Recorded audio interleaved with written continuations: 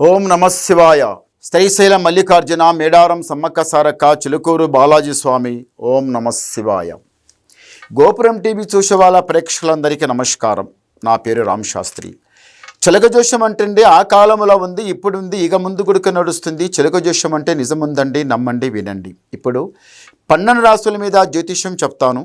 చిలక జోష్యం జూలై నెల 13 నుంచి 19 వరకు ఈ వారం రోజులంతా ఎలా ఉంది, ఎలా లేదు, ఏ రాశి మీద గురుబలం ఎంత ఉంది, ఏ రాశి మీద శని బలం ఎంత ఉంది, మంచి ఎంత, చెడు ఎంత, సుఖం దుఃఖం కష్టం నష్టం చెప్తా వినండి.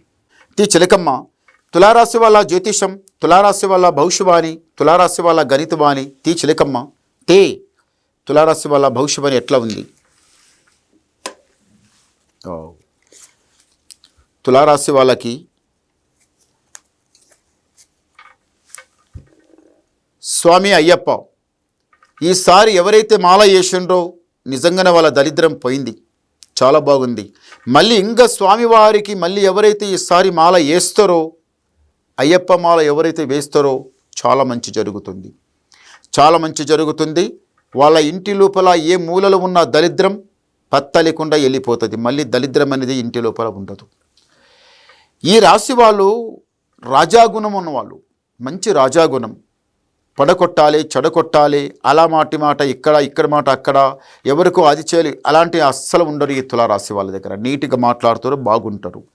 10 మందిలా పేరు సంపాదించుకుంటారు, ఇంట్లో కూడా పేరు సంపాదించుకుంటారు. ఇంట్లో ఏమంటారు, వా తులారాశి వాళ్ళు ఎవరైనా కానీ, స్త్రీ పురుషులు ఎవరైనా కానీ, అమ్మ నీ గుణం చాలా మంచిది, మీరు ఏదైనా పని చేస్తే కరెక్ట్ చేస్తున్నామని అందరు మీకు మెచ్చుకుంటారు, మెచ్చుకునేటట్టు పని చేస్తారు.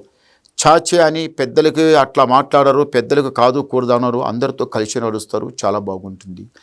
ఈ రాశి వల్ల మరొకటి ఏముందంటే మాత్రం ఇంతవరకు ఇంటికి దరిద్రం చాలా చెడ్డగా సతాయిచ్చింది, కష్టపోయారు, నష్టపోయారు, చాలా బాధపడ్డారు. ఇప్పటికైనా కానీ ఇప్పుడు ఏం నడుస్తుందంటే మీకు ముందల చేయిపెట్టింది నాకు ముందల కలిసి వస్తుందా రాదా, జయం జరుగుతుందా లేదా అనుకుంటున్నారు. కానీ తొందరపడకండి, నిదానం చేయండి, మంచి జరుగుతుంది. మళ్ళొకటి ఏముందంటే మాత్రం ఇంతవరకు కాలకంటగా దరిద్రం అంతా చాలా చెడ్డగా సతాయిచ్చింది. మీకు వ్యవసాయం లోపల చాలా మంచి కలిసి వస్తుంది. వ్యవసాయం అంటే చాలా మంచి కలిసి వస్తుంది. ఇంతవరకు ఎలా చేసిండ్రో అలాగే మునిగిండ్రు, కానీ మీరు పై మెట్టు లెక్క తెలియరు, గడ్డ లెక్క తెలియరు. లెక్కే టైం వచ్చింది, నిదానం చేయండి, తొందరవద్దు. కానీ అందరు కలిసి చేస్తే నడుస్తుంది కదా, ఒక్కరు చేస్తే ఏడవుతుంది. మరి మీ ఇంటి లోపల ఏమనుకుంటున్నారంటే చిన్న పెద్ద అందరూ ఒకటే ఐకమత్యంగా నడవాలి, పై మెట్టు లెక్కాలని ఎప్పుడు ఉందో అలాగే చేయండి, అలాగే లెక్కుతారు, ఏం పర్వాలేదు. కానీ ఒకసారి శ్రీశైల మల్లికార్జున స్వామి దర్శనం చేసుకుని రండి, చాలా మంచి జరుగుతుంది. ఇంతవరకు దరిద్రం సతాయిచ్చింది పక్కకు పెట్టండి, ముందు మంచి జరుగుతుంది. వ్యవసాయం చేసిన లాభం ఉంటుంది, వ్యవసాయం చేసినా మళ్ళీ ఇంత పొలం కొనాలనుకున్నా, భూమి కొనాలనుకున్నా మీరు కొంటారు. రెండోది ఇంట్లో అందరూ ఒకటే ఐకమత్యంగా నడుస్తారు. దారిద్ర్యం అనేది ఇంతవరకు బాగానే సతాయిచ్చింది, కానీ ఇప్పుడు మాత్రం మంచి జరిగే టైం వచ్చింది.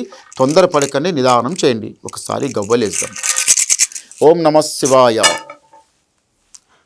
వా తూర్పు పరమట ఉత్తర దక్షిణ 4 పడ్డాయి గవ్వలు. తులారాశి వాళ్ళు ఆదాయం 5, యాయం 14, రాజపూజ ఫలం 6, అవమానం 3. అంటే గురుబలం 5 ఉంది, శని బలం 3 ఉంది.